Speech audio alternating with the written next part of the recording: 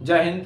तो आज हम पढ़ेंगे टॉप 5 मोस्ट कंफ्यूजिंग वर्ड्स जिनके साथ प्रीपोजिशन का प्रयोग होता है, परंतु हमें अक्सर उन वर्ड्स को लेकर अपने मन में संदेह होता है कि हमें नहीं पता कि उनके साथ कौन सी प्रीपोजिशन का हमें प्रयोग करना चाहिए और कौन सी प्रीपोजिशन का प्रयोग हमें नहीं करना चाहिए। तो ऐसे ही हमारा कंफ्यूजिंग वर्ड्स में से सबसे पहला जो वर्ड है वो है हमारा ब्लाइंड। क्या है हमारा? ब्लाइंड। तो आपको ध्यान रखना है कि ब्लाइंड के साथ हमेशा दो प्रीपोजिशन का प्रयोग होता है। दो प्रीपोजिशन कौन सी? सबसे पहली जो प्रीपोजिशन है वो आपकी ब्लाइंड के साथ लगता है टू, और दूसरी है जो लगता है आपका ब्लाइंड के साथ ऑफ। परंतु ब्लाइंड के साथ टू और ब्लाइंड के साथ ऑफ लगने से दोनों वर्ड्स का मतलब अलग अलग हो जाता है। जैसे मान लीजिए ब्लाइंड के साथ अगर आपने टू लगाया तो इसका मीनिंग सेंटेंस के हिसाब से अलग जाएगा। जैसे हमने बोला एग्जाम्पल में, पहला एग्जाम्पल है जैसे हमने बोला अ बॉयफ्रेंड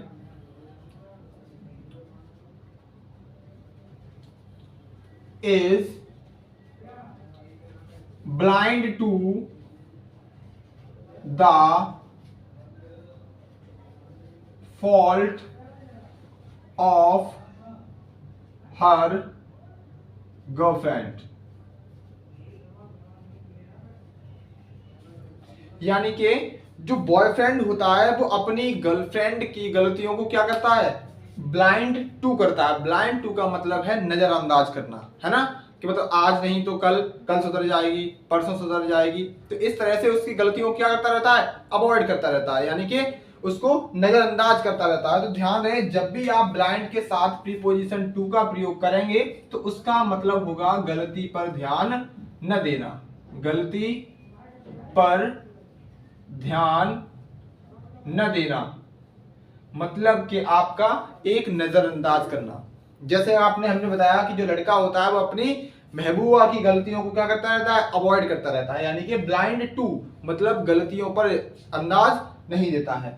जैसे ही एक मम्मी होती है, माताजी हमारी क्या करती हैं? बच्चों की गलतियों पर ध्यान नहीं देती हैं। तो आप इसको सेंटेंस को ऐसे भी बोल सकते हैं कि a mother is blind to the fault of her child, यानी कि जो माताजी होती हैं वो अपने बच्चों की गलतियों को कैसा करती हैं? अनदेखा करती हैं, है ना। ऐसे ही हमारा जो होता है आपका ब्लाइंड, ब्लाइंड के साथ यदि आप ऑफ लगाते हैं तो इसका मीनिंग बदल जाता है।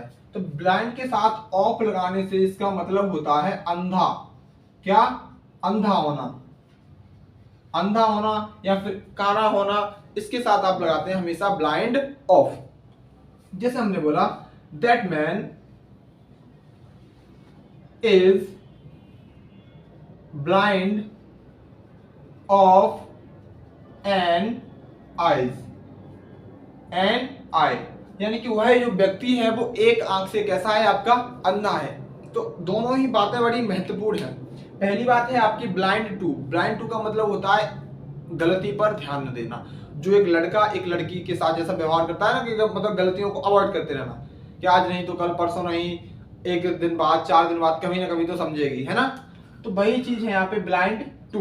ब्लाइंड टू का मतलब है अवॉइड करना किसी गलती को, है ना, मतलब नजरअंदाज कर देना। ब्लाइंड के साथ ऑफ लगाओगे तब वहां पे उसका मतलब होता है अंधा होना। जैसे आप बोल सकते हो कि वह व्यक्ति एक आंख से अंधा है ना। तो उस व्यक्ति को आप कैसे बोले सेंटेंस को? That man is blind of an eyes. जैसे माता जी हमारी गलतियों पर ध्यान नहीं देती हैं तो उसको आप सेंटेंस को बोलोगे a mother is blind to the fault of her child. That's it. तो नेक्स्ट हमारा जो कंफ्यूजिंग वर्ड्स है उसमें से हमारा जो दूसरा है वो है आपका केयर। क्या है आपका? केयर। तो केयर के साथ भी एक बार हमें ऑफ भी लगाते हैं और केयर के साथ हमेशा फोर भी आता है। परंतु दोनों जगह जो स्थितियां होती हैं वो दोनों ही चुनिंदा होती हैं, मतलब कि अलग अलग होती हैं। चुनिंदा जगहों पर हम ऑफ लगाते हैं और चुनिंदा ही जगहों पर हम फोर लगाते हैं। तो सबसे पहली बात आती है ऑफ कहाँ लगाएंगे? तो ऑफ लगाएंगे जब केयर है जो हमारा नाउन का कार्य करेगा।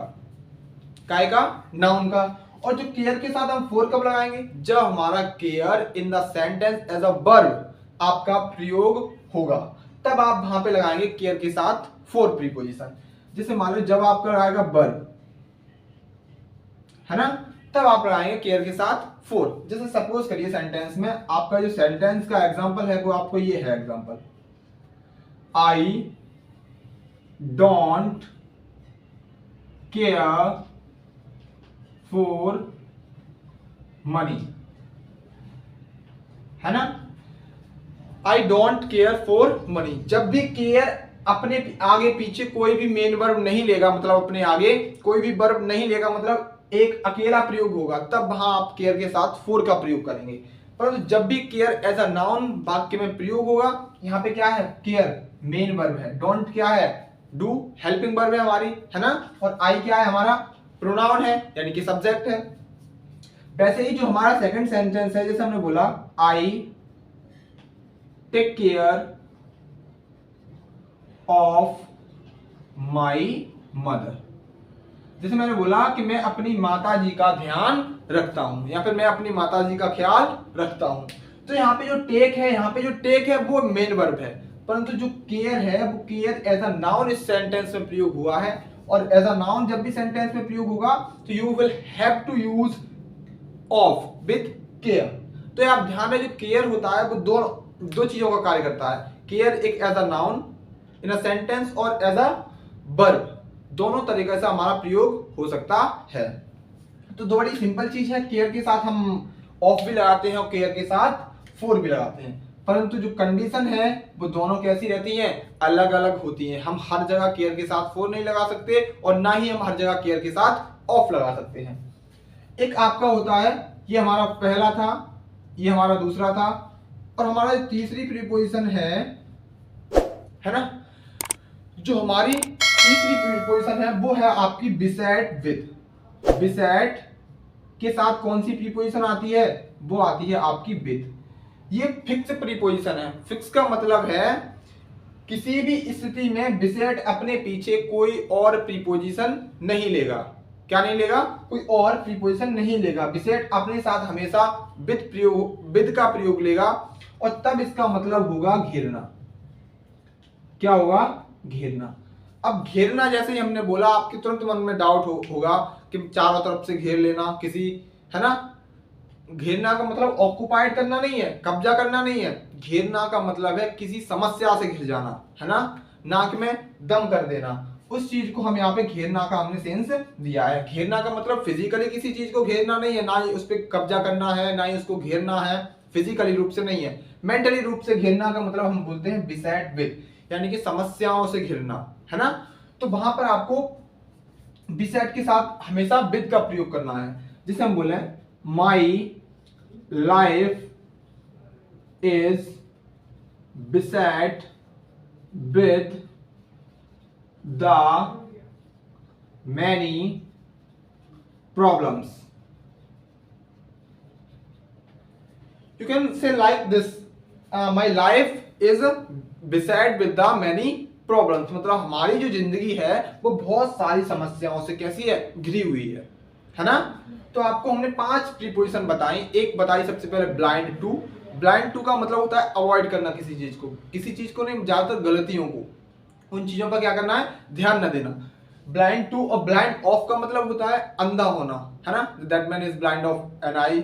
ब्लाइंड टू मतलब a mother is blind to the fault of her child. You can say like this, a boyfriend is blind to the fault of his girlfriend, like। और जो हमारा है सेकंड है वो आपका है केयर। केयर के साथ ऑफ भी लगता है पर फॉर भी लगता है। ऑफ कहाँ लगेगा, जब हमारा नाउन की तरह केयर प्रयोग होगा। फॉर कहाँ लगेगा, जब हमारा वर्ब की तरह केयर प्रयोग होगा। You can say like this, है ना। इस तरह से आप इसको कह सकते हैं, पढ़ सकते हैं। यहाँ पे आप मेन वर्ब केयर, जहाँ आगे पीछे कोई ना हो, मतलब आगे की तरफ कोई वर्ब ना हो, वहां पे केयर एज अ वर्ब प्रयोग होता है। आगे है यहाँ से टेक, तो टेक मतलब यहाँ पे मेन वर्ब कहलाएगी, और जो केयर है वो यहाँ पे नाउन कहलाएगा, और नाउन के बाद हमेशा क्या लगाएंगे हम, केयर के साथ ऑफ। जो 5वां है प्रीपोजिशन वो है हमारा बिसाइड। बिसाइड के साथ always, beside always follow the with, मतलब जो बिसाइड जो हमारी वर्ड है वो हमेशा विद प्रीपोजिशन को फॉलो करता है। जैसे हम बोले हमारा जीवन कैसा है, समस्याओं से घिरा हुआ है, तो हम बोलेंगे our life is beside with the problems, है ना। या फिर आप इसको मैं पर्टिकुलरली बोलूं, जैसे मैंने बोला है my life is beside with the many problems, हमारी जो जिंदगी है वो समस्याओं से कैसी है, घिरी हुई है।